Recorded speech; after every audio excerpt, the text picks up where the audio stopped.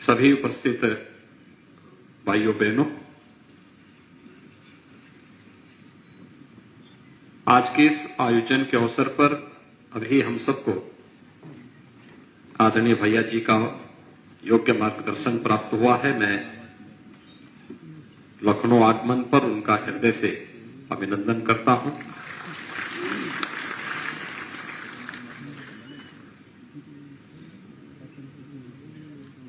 आज का यह आयोजन अत्यंत अद्भुत है और एक नई प्रेरणा को देने वाला है।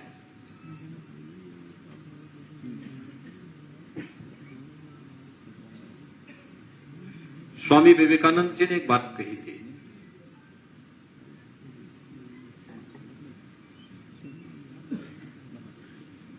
कि जब कोई व्यक्ति या समाज अपने महापुरुषों और अपने गौरव पर गर्व की अनुभूति करने की बजाय लज्जा महसूस करने लग जाए तो समझ लो कि अब उसके दिन बहुत कम बचे हैं।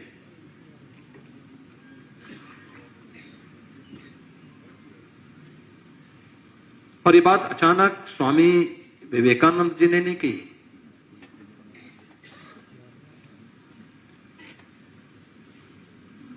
भारत के सनातन धर्म से जुड़े हुए किसी भी परिवार के अंदर, उत्तर से लेकर दक्षिण तक, पूरब से पश्चिम तक, कहीं भी आप जाएंगे,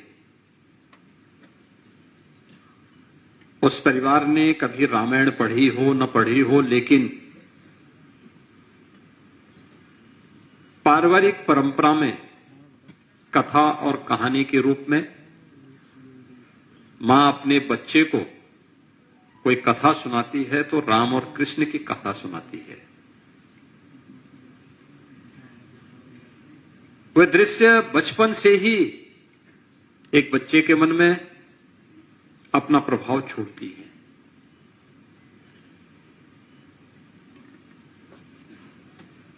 प्रारंभिक इन संस्कारों के बाद जब बच्चा आगे बढ़ता है तो उसके सामने क्या आदर्श होने चाहिए। महाराणा प्रताप का, छत्रपति शिवाजी महाराज का, गुरु गोविंद सिंह जी महाराज का, रानी लक्ष्मीबाई का, रानी दुर्गावती का, और उस क्षेत्र के अलग अलग कालखंडों में जिन महापुरुषों ने या जिन संतों ने इस पूरे समाज को नेतृत्व दिया, उसको एक नई प्रेरणा के रूप में, एक आदर्श के रूप में कोई भी अभिभावक या कोई भी संस्था उस रूप में प्रस्तुत करती है। और यही कारण था कि जिस भारत को आज हम देख रहे हैं, ये भारत अंग्रेजों की देन नहीं है।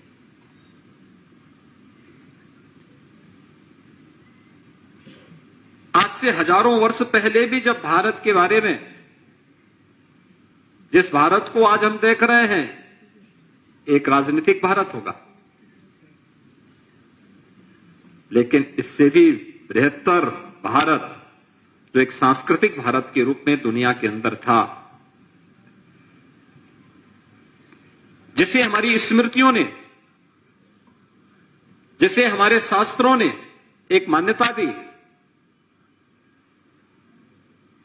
हिमालय से लेकर समुद्र पर्यंत तक देवताओं के द्वारा रक्षित जो भूमि है वो भारत है। यह आज भी हम सब का ध्यान आकर्षित करती है। अभी आपने कुछ दिन पूर्व नेपाल की संसद में हुए हंगामे का तो देखा होगा, और वहां के प्रधानमंत्री जी को बोलना पड़ा कि भाई जिस चित्र पर आप हाय तौबा मचा रहे हैं, वास्तव में ये सांस्कृतिक भारत का चित्र है, आप उसको राजनीतिक रूप से मत समझिए। यही अंतर है। ये राजनीतिक कीड़ा जो है बहुत खतरनाक होता है, और संस्कृति को समझने में बहुत बार गलती कर लेता है। और जब संस्कृति को हम भूल जाते हैं, विस्मृत कर जाते हैं, तो हर एक कार्य को राजनीतिक नजरिए से देखने लगते हैं। लेकिन भारत प्राचीन काल से ही भारत के रूप में रहा है, अनेक झंझावतों से जूझता रहा है। भारत अगर विभिन्न परिस्थितियों का सामना करते हुए, झंझावतों का सामना करते हुए, हमलों का सामना करते हुए भी भारत बना हुआ है, तो इसके पीछे वह संस्कार है जिसके बारे में स्वामी विवेकानंद हम सबका ध्यान आकर्षित करते हैं। हमारे महापुरुष कौन होंगे, किन लोगों ने हमें नेतृत्व दिया था, किन लोगों ने अपने उच्च आदर्शों से हम सबके सामने एक मर्यादा का, एक आदर्श हम सबके सामने प्रस्तुत किया। और आज भी भारत के घर घर में उन सब की चर्चा होती है।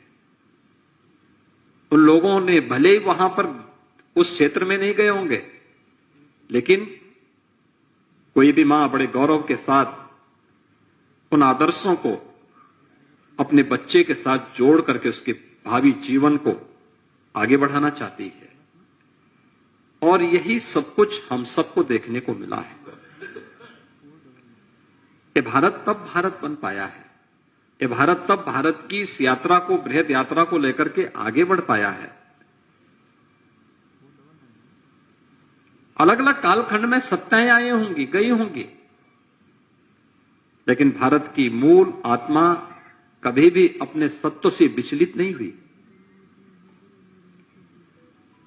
उसको लेकर के चली है। और इसका नेतृत्व आज तो आप सबके सामने राष्ट्रीय स्वयंसेवक संघ जैसा दुनिया का सबसे बड़ा सांस्कृतिक संगठन है। लेकिन जिस कालखंड में इस प्रकार के सांस्कृतिक संगठन नहीं रहे होंगे, धार्मिक सत्ताएं इसका मार्गदर्शन करती थी, उसका नेतृत्व देती रहती थी। आप याद करिए, जब केरल में जन्मे हुए एक सन्यासी ने देश के 4 कोनों में 4 पीठों की स्थापना कर दी। आदि शंकराचार्य 4 पीठों की स्थापना 4 कोनों में कर लेते हैं, पूरे भारत का भ्रमण कर लेते हैं, मात्र 32 वर्ष की उम्र में समाधि ले लेते हैं।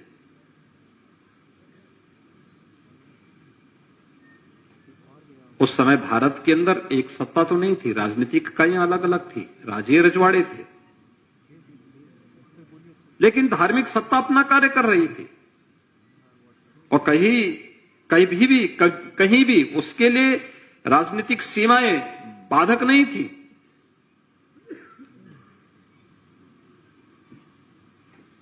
आचार्य रामानुज हुए, संत रामानंद हुए, एक लंबी परंपरा चली। और कौन सा ऐसा कालखंड है जिस कालखंड में भारत ने उन क्षेत्रों में नेतृत्व न दिया हो? हर कालखंड में हुआ है।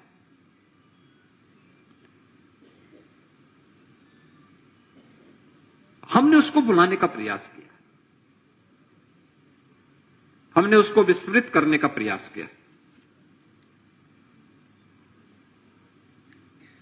दुनिया का पहला सृजन चिकित्सा क्षेत्र में भारत ने दिया है, सुश्रुत के रूप में।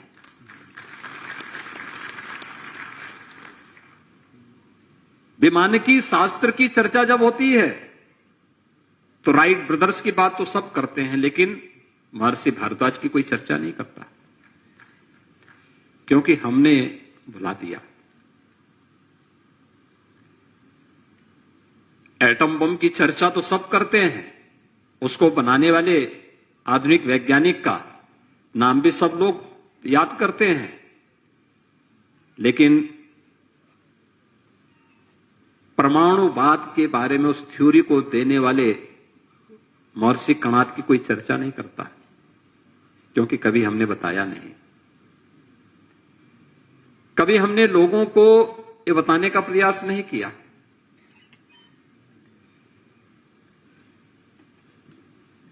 किसी भी अन्य उस क्षेत्र में कौन सा ऐसा क्षेत्र था जिसमें भारत ने दुनिया के सामने दुनिया को एक नई दृष्टि न दी हो, और कौन थे?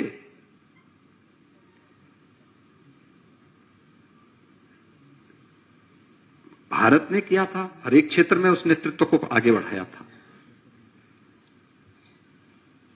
लेकिन उत्थान और पतन ये व्यक्ति के साथ ही नहीं, व्यवस्था के साथ भी जुड़ती है, समाज के साथ भी जुड़ती है और राष्ट्र के साथ भी जुड़ती है। ये सभी के साथ एक जैसी स्थितियां होती है, लेकिन उन परिस्थितियों में धैर्य खोए बगैर आगे बढ़ने की एक प्रवृत्ति जिनमें होती है, वे अपना रास्ता मजबूती के साथ आगे बढ़ाते हैं। और उन महापुरुषों में ही का ही जब हम स्मरण करते हैं तो उसी में छत्रपति शिवाजी महाराज का नाम भी बड़ी श्रद्धा के साथ पूरा भारत आज भी लेता है। मुझे प्रसन्नता है कि छत्रपति शिवाजी महाराज ने आज से लगभग 350 वर्ष पहले जिस हिंदवी साम्राज्य की स्थापना की, उन स्मृतियों को फिर से हम सब के लिए स्मरणीय बनाने के लिए दिव्य सेवा प्रेम मिशन के द्वारा, यहां पर दिव्य प्रेम सेवा मिशन के द्वारा जानता राजा के एक प्रत्यक्ष प्रदर्शन का एक नाट्य श्रृंखला का आयोजन यहां पर 26 से लेकर के 31 अक्टूबर के बीच में आयोजित किया गया है। आप याद करिए, छत्रपति शिवाजी महाराज के बारे में यहां पर आदरणीय भैया जी ने बहुत कुछ कहा। प्रेरणा क्या होनी चाहिए, कैसी होनी चाहिए? अभी पिछले दिनों प्रधानमंत्री मोदी जी की प्रेरणा से भारत सरकार ने भारत की नौसेना का चिन्ह वही बनाया है जो छत्रपति शिवाजी महाराज का था।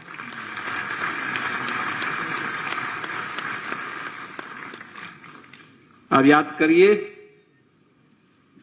आगरा में छत्रपति शिवाजी महाराज आए थे, उन्होंने औरंगजेब को वहां पे चैलेंज किया था,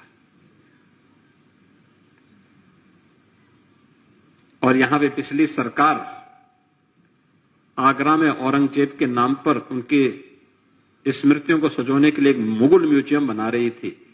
हमने कभी मुगल का यहां से क्या संबंध है, इसको छत्रपति शिवाजी महाराज के नाम से बनाया। हमारा संबंध छत्रपति शिवाजी से है, हमारा संबंध मुगल आक्रांताओं से नहीं हो सकता। किसी आक्रांता से हमारा कोई संबंध नहीं हो सकता है।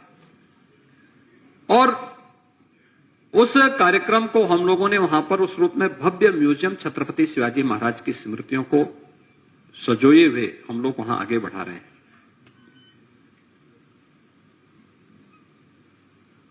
आखिर भारत को 2047 में दुनिया की एक महाताकत के रूप में, एक विकसित भारत के रूप में स्थापित करना है। प्रधानमंत्री जी ने पंचप्रण की बात की। पंचप्रण में गुलामी के अंशों को सर्वथा समाप्त करना भी है, विरासत का सम्मान करना भी है, लेकिन इसके साथ ही नागरिक कर्तव्यों का भी है। एक नागरिक के रूप में मेरा क्या कर्तव्य है, इस रूप में मुझे अपने दायित्व का निर्वहन करना है, इस पे भी हमें स्वयं भी मंथन करना है। छत्रपति शिवाजी महाराज हमारे नायक हैं, यह हम सबको याद करना होगा। और फिर उत्तर प्रदेश में इस प्रकार का आयोजन हो, दोषी घटना है। उत्तर प्रदेश में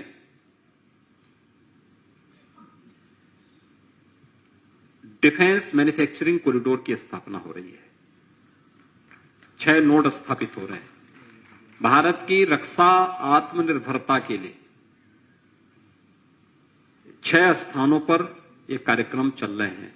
अलीगढ़ में, आगरा, कानपुर, लखनऊ, झांसी और चित्रकूट।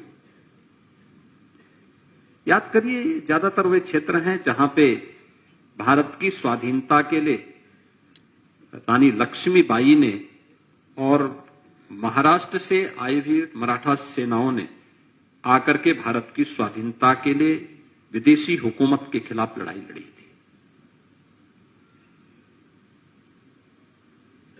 इन क्षेत्रों को आज भारत की रक्षा के क्षेत्र में आत्मनिर्भर बनाने के कार्यक्रम के साथ हम जोड़ने का प्रयास कर रहे हैं, क्योंकि ऐसे ही बिठूर में क्या टोपी नहीं आए होंगे। उस धरती का आकर्षण उन्हें खींच के लेके आया होगा। हर धरती के पास अपना एक मैग्नेटिक पावर होती है, एक चुंबकीय पावर होती है, शक्ति होती है, जो व्यक्ति को या साधक को अपनी ओर आकर्षित करता है। आप सब इतने लोग अचानक ऐसे ही दिव्य प्रेम सेवा मिशन के साथ नहीं जुड़े होंगे। एक मैग्नेटिक पावर आपको वहां खींची, आप उसके साथ जुड़े हैं, उसके कार्यक्रम के साथ जुड़े हैं। उन कार्यक्रमों के साथ जुड़ करके एक आत्मिक संतुष्टि की अनुभूति करते हैं। ऐसे ही धरती के साथ भी होता है। इन क्षेत्रों में फिर से भारत की रक्षा को, आत्मनिर्भरता के लक्ष्य को आगे बढ़ाते हुए कार्य किया जा सके, यह भी कार्य चल रहा है। और मैंने जो कहा कि धरती का अपना आकर्षण होता है, वो आकर्षण आपको देखने को मिलता होगा। मंच पे अभी हम लोगों को कुछ चित्र भेंट किए गए। योगी सुंदरनाथ जी का एक चित्र था। बद्रीनाथ धाम के वे सिद्ध हैं, नाथ संप्रदाय के योगी हैं। अभी भी ये मान्यता है कि वहां पे साधकों को दर्शन देते हैं। बद्रीनाथ में शंकराचार्य की मूर्ति के ठीक पीछे जो बड़ा चित्र रखा हुआ है, वह योगी सुंदरनाथ जी का ही है। बहुत सिद्ध योगी हैं। 1907-8 में एक बार वह अपने भौतिक देह से गोरखपुर में आए थे। कुछ दिनों तक गोरखपुर में रहे थे और फिर उसके बाद अंतर्ध्यान हो गए थे। ये वहां पर बद्रीनाथ धाम में आज भी उनकी अपनी मान्यता है। आपको यहां पर सरदेव भैया जी को भी एक चित्र महोतारी बाबा का दिया गया है। ये भी हिमालय के ही सिद्ध हैं, बहुत सिद्ध हैं। और मैंने आशीष जी से कहा, हो सकता है दृष्टि न पड़ी हो, लेकिन वो पड़ जाएगी। लेकिन एक दिव्य क्षेत्र है, बहुत दिव्य क्षेत्र है। उसका अनुभव करना। और याद रखना, छत्रपति शिवाजी महाराज के पीछे भी 2 दिव्य दृष्टि थी, माता जीजाबाई की भी थी और समर्थ गुरु रामदास की भी थी।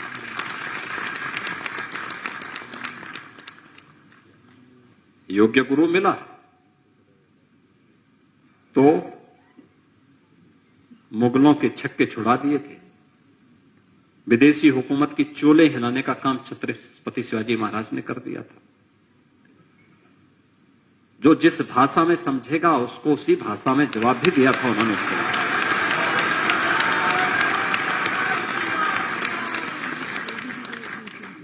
ये वास्तव में दुश्मन के प्रति, वह दुश्मन व्यक्तिगत नहीं होना चाहिए। समाज का जो दुश्मन है, देश का जो दुश्मन है, तो हमारा मित्र कैसे?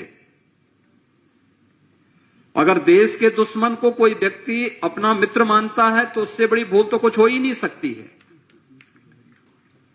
कोई समाज का दुश्मन है और उसको कोई व्यक्ति अपना मित्र मानता है, इससे बड़ी भूल और क्या हो सकती है? क्योंकि हमारा अस्तित्व तो अपने समाज से है, अपने राष्ट्र से है। जो मेरे समाज का दुश्मन है, मेरे राष्ट्र का दुश्मन है, वो हमारा भी दुश्मन है, वो हमारा मित्र नहीं हो सकता है, हमारा सगा संबंधी नहीं हो सकता है। और उसके साथ किस प्रकार का व्यवहार होना चाहिए, यह दृष्टि भी उन्होंने उस समय दी थी।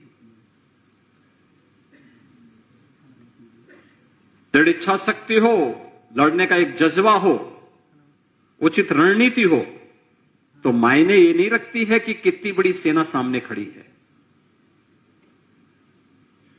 छत्रपति शिवाजी महाराज ने उस समय गुरिल्ला युद्ध के माध्यम से भी उस समय की सबसे बड़ी ताकत को हिलाने का काम कर दिया था।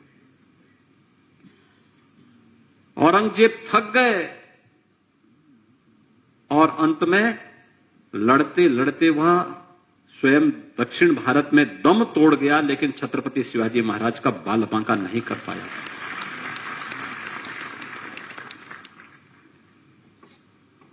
उत्तर प्रदेश से यह संबंध छत्रपति शिवाजी महाराज का दो दृष्टियों से बहुत मायने रखता है। एक, उनके राज्याभिषेक के लिए जो पुरोहित गए थे, गागा भट्ट काशी से गए थे, तो वाराणसी से छत्रपति शिवाजी महाराज का संबंध। दूसरा, छत्रपति शिवाजी महाराज के शौर्य को लेकर के महाकवि भूषण ने जो पद्य रचे अद्भुत है। और उस समय उन्होंने जो बात कही, दावा द्रुम दंड पर, चीता मृग झुंड पर, भूषण वितुंड पर जैसे मृगराज है, तेज तम अंश पर, कान अचिमि कंस पर, त्यामलिच्छ वंश पर शेर शिवराज है। यानी भूषण ने अपनी पंक्तियों में इस बात को कहा कि जैसे पेड़ों के तनों पर दावानल, हिरणों के झुंड पर चीता, हाथी पर शेर, अंधेरे पर प्रकाश की एक किरण और कंस पर कृष्ण भारी हैं, उसी प्रकार मलेच्छ वंश पर शिवाजी महाराज शेर के समान हैं। और उत्तर प्रदेश में जांडदा राजा का यह एक अद्भुत अभिनव का कार्यक्रम, उसका मंचन एक अवसर होगा उत्तर प्रदेश वासियों की इस राष्ट्रीय चेतना को झंकृत करने की। मैं धन्यवाद दूंगा आपटेची को और उनकी पूरी टीम को कि उन्होंने इतने वर्षों के बाद भी इसकी जीवंतता को बनाए रखा है। और लगातार देखिए, जो सत्य पर आधारित घटना घटित होती है, जो सत्य है वही सनातन भी है। अन्यथा नाटक एक बार होता है, दो बार होता है, उसके बाद लोग उसको विस्मृत कर देते हैं, भूल देते हैं। फिल्में एक बार बनती हैं, दो बार बनती हैं, लेकिन उसके बाद लोग उसको देखना पसंद नहीं करते हैं। लेकिन जो सत्य है वह सत्य ही रहेगा। आपने देखा होगा कैसे रामायण मंचन होता है, हमारे यहां हमेशा होता है, रामलीलाओं का आयोजन होता है। रामायण सीरियल जब दूरदर्शन पर आया तो ऐसे लगता था जैसे सड़कों पर एकदम वीरानी छा जाती थी, लोग टेलीविजन पर चिपक जाते थे, देखते थे, परिवार के साथ देखते थे, क्योंकि एक सत्य दृश्य उनके सामने था। महाभारत जब का मंच दूरदर्शन पर आया, पूरा परिवार उन दृश्यों को देखता था, क्योंकि उसके पीछे हमारा इतिहास छुपा हुआ है। उसके पीछे न केवल हमारा इतिहास है, बल्कि उन दृश्यों के साथ हमारा भविष्य भी जुड़ा हुआ है। एक नई दृष्टि भी उन दृश्यों के साथ हम सबको दिखाई देती है, और यहां हम लोग उसके साथ जोड़ करके देखते हैं। ऐसे ही महाराणा प्रताप हों, छत्रपति शिवाजी महाराज हों, गुरु गोविंद सिंह जी महाराज हों, ये सब का जो व्यक्तित्व और कृतित्व है वो हम सबको एक नई दृष्टि देता है आगे बढ़ने की, झंझावातों से जूझने की, विपरीत परिस्थितियों में धैर्य खोए बगैर उन चुनौतियों का सामना करने की और उन चुनौतियों का सामना करके फिर समाज और राष्ट्र के कल्याण का मार्ग प्रशस्त करने की।